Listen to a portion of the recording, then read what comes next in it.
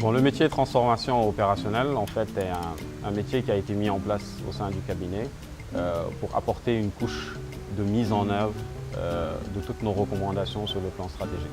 Donc clairement, aujourd'hui, nous sommes en charge de pouvoir implémenter les différentes politiques et les différents plans au niveau des différentes entreprises. Donc concrètement, l'objectif est vraiment d'aider les organisations à être beaucoup plus performantes. Donc ça démarre déjà par une organisation qui soit aujourd'hui la plus efficace possible.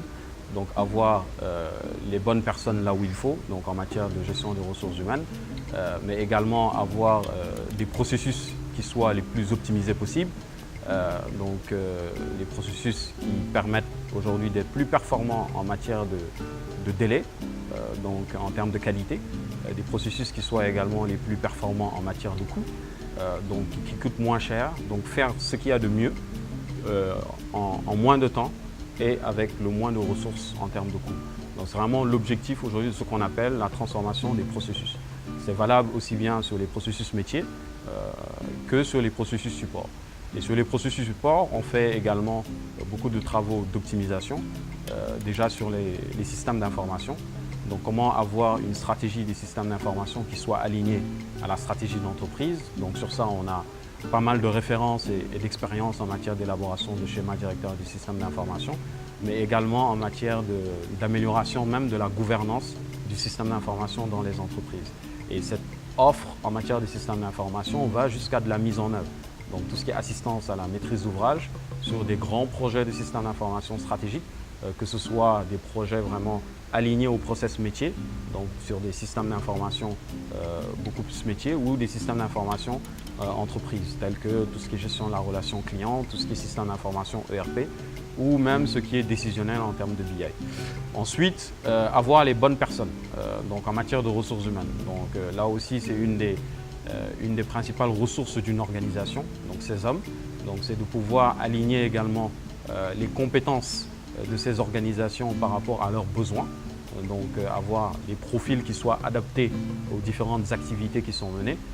Donc là également, c'est aussi de pouvoir mettre ces ressources-là dans les meilleures conditions. Donc que ces ressources humaines soient dans de bonnes conditions en matière de rémunération, en matière de cadre de collaboration, et pour que l'entreprise puisse retenir et développer ses meilleurs talents. Donc ensuite, on travaille énormément en matière de qualité. Donc on a accompagné beaucoup d'entreprises en matière de démarche qualité. Donc celles qui sont orientées service pour améliorer la qualité de service qu'ils délivrent à leurs clients, mais bien évidemment celles qui sont également orientées industrie pour avoir des process et des produits finis qui soient de meilleure qualité.